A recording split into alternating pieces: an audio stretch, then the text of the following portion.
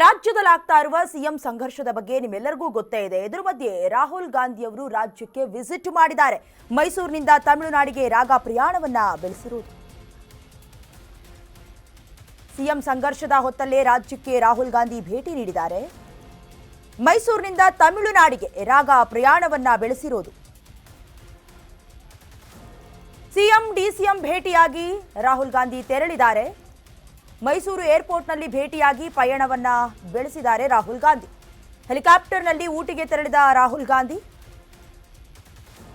Shri Thomas ಶಾಲೆಯ ಸುವರ್ಣ ಮಹೋತ್ಸವದಲ್ಲೂ ಕೂಡ ಭಾಗಿಯಾಗಿದ್ದಾರೆ. ಈಗ ನೀಲಗಿರಿ ಬಳಿಯ ಗುಡ್ಲೂರಿನಲ್ಲಿರುವ ಶ್ರೀ ಥಾಮಸ್ ಶಾಲೆಗೆ ಭೇಟಿ ನೀಡಿದ್ದಾರೆ.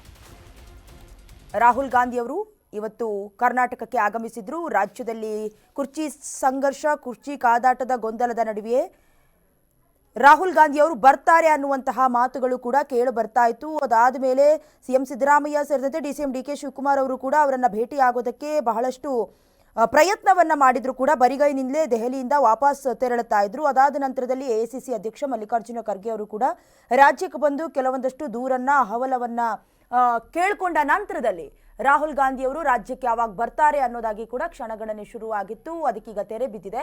ಬಂದ ನಂತರದಲ್ಲಿ DCM DK Shivakumar CM Siddaramaiah ಅವರನ್ನ ಒಟ್ಟೊಟ್ಟಾಗಿ ಭೇಟಿ ಮಾಡ್ತಾರೆ ಅನ್ನುವಂಥ ಸುದ್ದಿಗಳು ಕೂಡ ಹರಡಿತ್ತು. ಈಗ ತಮಿಳುನಾಡಿಗೆ ರಾಗ ಪ್ರಯಾಣವನ್ನ ಬೆಳೆಸಿದ್ದಾರೆ ಸಿಎಂ ಸಿದ್ದರಾಮಯ್ಯ. ಹಾಗೆ ಡಿಸಿಎಂ ಡಿಕೆ ಶಿವಕುಮಾರ್ ಅವರನ್ನ ಭೇಟಿಯಾಗಿದ್ದಾರೆ. ಅವರನ್ನ ಬರಮಾಡ್ಕೊಳ್ಳೋದಕ್ಕೂ ಕೂಡ ಕಾಯ್ತಾ ಇದ್ರು. ತದನಂತರದಲ್ಲಿ ಮೈಸೂರು ಏರ್ಪೋರ್ಟ್ನಲ್ಲಿ ಭೇಟಿಯಾಗಿ ಪಯಣವನ್ನ ಮಾಡಿರೋದು.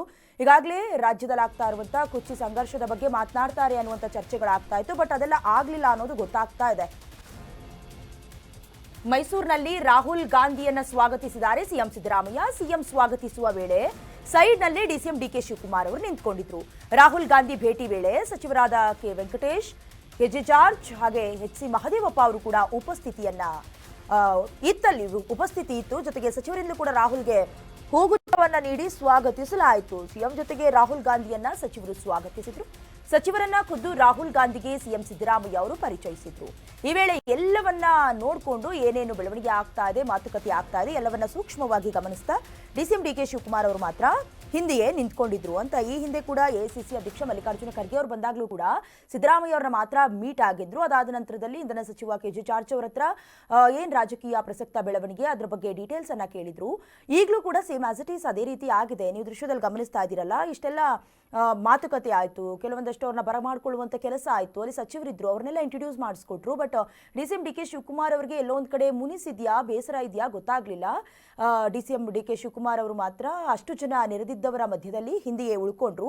ಸಿಎಂ ಜೊತೆಗೆ ರಾಹುಲ್ ಗಾಂಧಿ ಅವರನ್ನ ಸಚಿವರು ಸ್ವಾಗತಿಸಿದ್ರು. ಬಟ್ ಇದಕ್ಕೆಲ್ಲ ನನಗೆ ಯಾವುದೇ ಸಂಬಂಧ ಇಲ್ಲ ಅನ್ನುವಂಥ ರೀತಿಯಲ್ಲಿ ಕೈ ಕಟ್ಕೊಂಡು ಹಿಂದ್ಗಡೆ ಡಿಸಿಎಂ ಡಿಕೆ ಶಿವಕುಮಾರ್ ಅವರು ನಿಂತ್ಕೊಂಡಿದ್ದು ಹಲವಾರು ಚರ್ಚೆಗಳಿಗೂ ಕೂಡ ಕಾರಣವಾಗ್ತಾ ಇದೆ. ಯಾಕಂದ್ರೆ ಈ ಹಿಂದೆ ಎರಡೆರಡು ಬಾರಿ ಸಮಯಾವಕಾಶವನ್ನ ಕೇಳ್ಕೊಂಡು ಹೈಕಮಾಂಡ್ಗೆ ಹೋಗಿದ್ರು ಕೂಡ ಎಲ್ಲೋ ಒಂದು ಅವ್ರ ಕಡೆ ಬೇಸರವನ್ನ ಉಪಶಮನ ಮಾಡೋದಕ್ಕೆ ಸಾಧ್ಯ ಆಗಲಿಲ್ಲ. ಜೊತೆಗೆ ಅವರ ಭೇಟಿ ಕೂಡ ಸಾಧ್ಯ ಆಗಿರಲಿಲ್ಲ.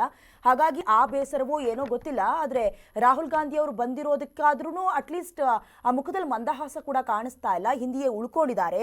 ಸಚಿವರನ್ನ ಖುದ್ದು ರಾಹುಲ್ ಗಾಂಧಿ ಅವ್ರನ್ನ ಮೀಟ್ ಮಾಡಿಸಿದ್ರು. ಈ ಸಚಿವರು ಹೀಗೆ ಅಂತ ಮೀಟ್ ಮಾಡಿಸಿದ್ರು. ಬಟ್ ಡಿಸಿಎಂ ಡಿಕೆ ಶಿವಕುಮಾರ್ ಅವರು ಮಾತ್ರ ಹಿಂದೆಯೇ ಉಳ್ಕೊಂಡ್ರು.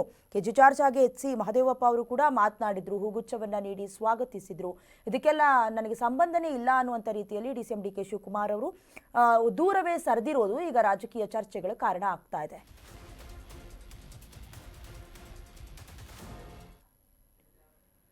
ರಾಜ್ಯದಲ್ಲಿದ್ದ ಪವರ್ ಶೇರಿಂಗ್ ಗೊಂದಲದ ಬಗ್ಗೆ ಸಿಎಂ ಸಿದ್ದರಾಮಯ್ಯ ಅವರು ಪ್ರತಿಕ್ರಿಯೆ ನೀಡಿದ್ದಾರೆ. ಹೈಕಮಾಂಡ್ ಏನ್ ತೀರ್ಮಾನ ಮಾಡುತ್ತೋ ಅದಕ್ಕೆ ಬದ್ಧ ಅಂತ ಹೇಳಿದ್ದಾರೆ. ಪವರ್ ಶೇರಿಂಗ್ ಗೊಂದಲದ ಬಗ್ಗೆ ಸಿಎಂ ಸಿದ್ದರಾಮಯ್ಯ ಪ್ರತಿಕ್ರಿಯೆ ನೀಡಿದ್ದಾರೆ. ಹೈಕಮಾಂಡ್ ಏನ್ ತೀರ್ಮಾನ ಮಾಡುತ್ತೋ ಅದಕ್ಕೆ ಬದ್ಧ ಅಂದಿದ್ದಾರೆ. ಮೈಸೂರು ಏರ್ಪೋರ್ಟ್ನಲ್ಲಿ ಸಿದ್ದರಾಮಯ್ಯ ಹೇಳಿಕೆ ನೀಡಿರುವುದು, ನಾನು ಮಾತನಾಡಬೇಕು, ಜೊತೆಗೆ ಡಿಸಿಎಂ ಡಿಕೆ ಶಿವಕುಮಾರ್ ಕೂಡ ಮಾತನಾಡಬೇಕು, ನಮ್ಮಿಬ್ಬರಿಗೆ ತಾನೇ ಎಲ್ಲ ಗೊತ್ತಾಗಬೇಕು ಅಂತ ಸಿದ್ದರಾಮಯ್ಯ ಅವರು ಹೇಳಿಕೆ ಕೊಟ್ಟಿದ್ದಾರೆ. ಹಾಗೆ ನಮ್ಮಿಬ್ಬರಿಗೆ ತಾನೇ ಏನೇನು ಆಗು ಹೋಗುಗಳಾಗ್ತಾ ಇದೆ ರಾಜ್ಯದಲ್ಲಿ ಅದು ಗೊತ್ತಾಗಬೇಕು ಅಂತ ಸಿದ್ದರಾಮಯ್ಯ ಅವರು ಹೇಳಿರೋದು.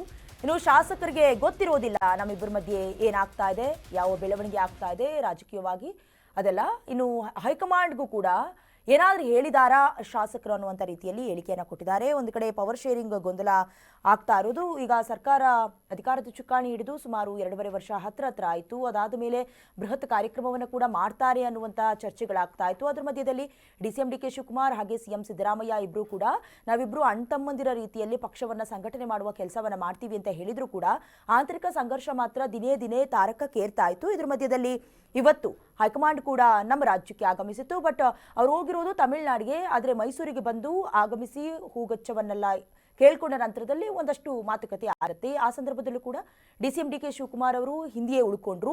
ಒಂದಷ್ಟು ಬೇಸರ ಇತ್ತು ಅನ್ಸುತ್ತೆ. ಈಗ ಅದೆಲ್ಲ ಆದ ನಂತರದಲ್ಲಿ CM ಸಿದ್ದರಾಮಯ್ಯ ಅವರು ಕೂಡ ಹೇಳಿಕೆ ಕೊಟ್ಟಿದ್ದಾರೆ. ಹೈಕಮಾಂಡ್ ಏನ್ ತೀರ್ಮಾನ ಮಾಡುತ್ತೋ ಅದಕ್ಕೆ ನಾನು ಬದ್ಧ ಆಗಿರ್ತೀನಿ ಅಂತ.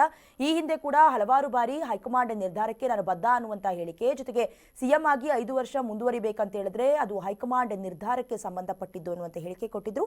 ಈಗ ನಮ್ಮಿಬ್ಬರ ವಿಚಾರ ನಮ್ಮಿಬ್ಬರಿಗೆ ಮಾತ್ರ ಗೊತ್ತಾಗಬೇಕು ಅಂತ ಕೆಲವೊಂದಷ್ಟು ಚರ್ಚೆಗಳಿಗೆ ತೆರೆ ಎಳೆಯುವ ಕೆಲಸವನ್ನ ಸಿದ್ದರಾಮಯ್ಯ ಅವರು ಮಾಡಿದ್ದಾರೆ. ಗೊಂದಲ ಏನಪ್ಪ ಇದೆ?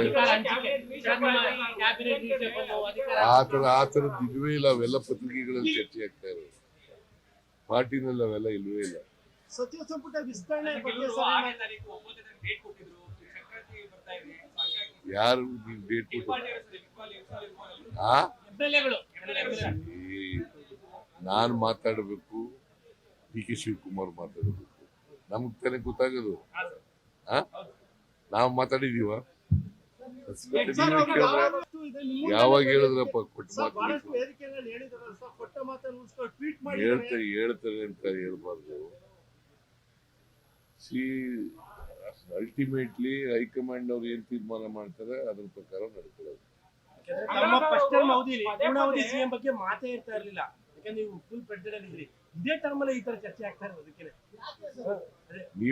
ನೀವೇ ಮಾಡ್ತಾ ಇರೋದು. ನಿಮ್ಮ MLA ಕೂಡ ಅದಕ್ಕೆ MLA ಪಾಪ ಅವ್ರಿಗೆ ಗೊತ್ತಿರಲ್ಲ. ಹೈಕಮಾಂಡ್ ಅವ್ರು ಹೇಳಿದಾರ ಅವ್ರಿಗೆ? ಹೈಕಮಾಂಡ್ ಅವ್ರು ಹೇಳಿದಾರೆ ಅಂದ್ರೆ ಹೇಳಿಲ್ಲ. ಹೈಕಮಾಂಡ್ ಅವ್ರು ಏನ್ ಹೇಳ್ತಾರೆ ಅದ್ರ ಮೇಲೆ ತೀರ್ಮಾನ. ಗೊಂದಲ